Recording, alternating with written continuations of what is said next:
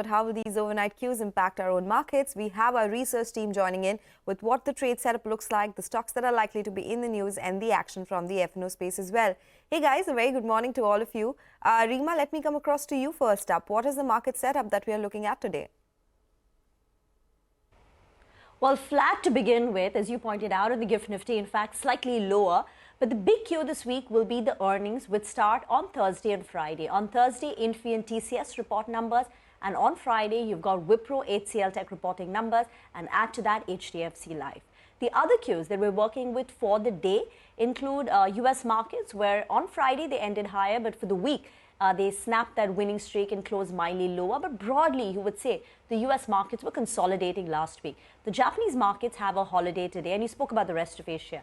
Brent crude prices have inched up compared to the levels that they were last week, which was closer to $77 per barrel. But now we're looking at $78.50 per barrel. So Middle East tensions continue to remain.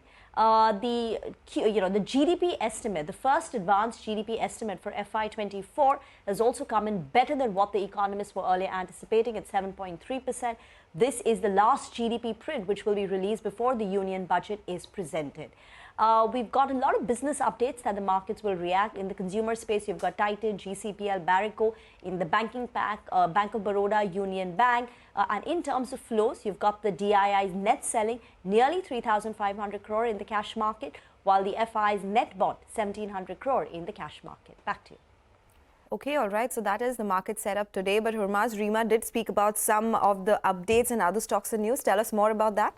I'll elaborate more on them, and starting off with Titan and the jewelry division. The core business of Titan grew at 23% year on year in the December quarter, and the 2-year CAGR now of this is at 16.8%, and that is lower compared to 25% that Kalyan Jewellers has, as we highlighted on Friday. Godrej Consumer Products is expecting to deliver mid-single-digit volume growth in the quarter, and the Indonesia business saw double-digit volume growth during the quarter as well. Marico saw consolidated revenue decline in the low single digits during the quarter. The domestic volume growth was in the low single digits as well, and the value-added hair oil business saw low single-digit value growth during the quarter. Adani Wilmar standalone sales were down 15%, volumes were up 6%, and they said that they benefited from the elevated demand during the wedding season and the festive season. Nykaa released their business updates as well, where they said that the beauty and personal care GMV growth was seen in the mid-20s, and on a consolidated level, the net sales value may grow in the mid-20s, while the revenues are expected to grow in the low 20% range.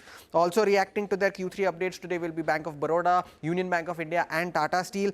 Bajaj Auto, that will be the stock to watch out for today. The board meeting takes place today for a proposed buyback of shares. Federal Bank, where the RBI has asked the lender to submit 2 names for its MD and CEO, as the incumbent MD and CEO Shyam Srinivasan's tenure ends on the 22nd of September. And lastly, Shyam Metallics, which has raised 1,385 crores via QIP. The issue price has been fixed at 576 rupees a share, and Reliance Commercial Finance and Society General are some of them who have been allotted shares. Back to you. Okay, all right. So that's a long list of stocks that will be on our radar today, but a lot of cues from the F&O space as well. Manglam is joining us now. Hey, Manglam. Good morning. So what was interesting on Friday's trading session was that we're finding resistance at the 66% retracement levels from the fall that we saw from 21,834 to around 21,500 itself. Friday's high was close to around 21,749. Important to note that the Nifty Bank underperformed a little bit. So if you look at both the indices, the Nifty Bank ended mildly in the red, even as the Nifty ended mildly in the green. And that was reflected in the way the FIIs behaved in index futures as well. The net purchase in index futures was close to around 485 crores. The purchase in Nifty was 546 crores, and they sold around 61 crore worth in Nifty Bank itself. The longs in FIIs in index futures is still 67% itself.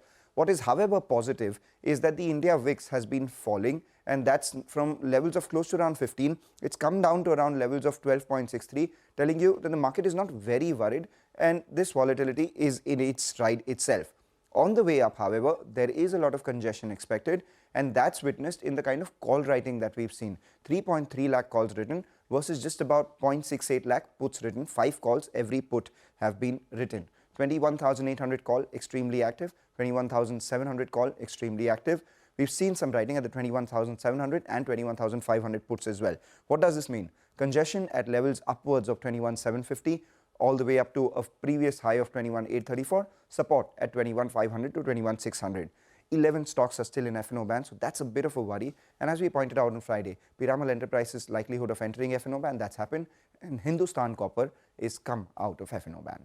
Okay, all right. So that is our Power Prep segment. Thank you guys for joining us and telling us what to expect from our trading day today.